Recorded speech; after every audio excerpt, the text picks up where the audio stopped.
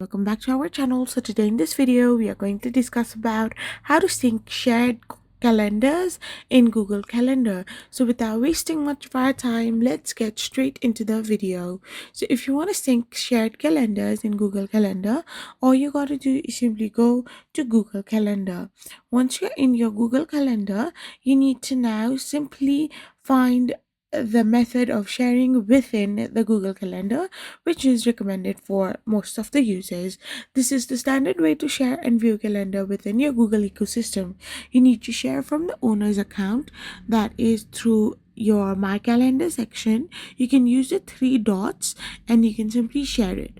So once you have done this, you can simply share this thing to specific people. Once you have said this, they need to accept the invitation and you need to sync both the mobile applications.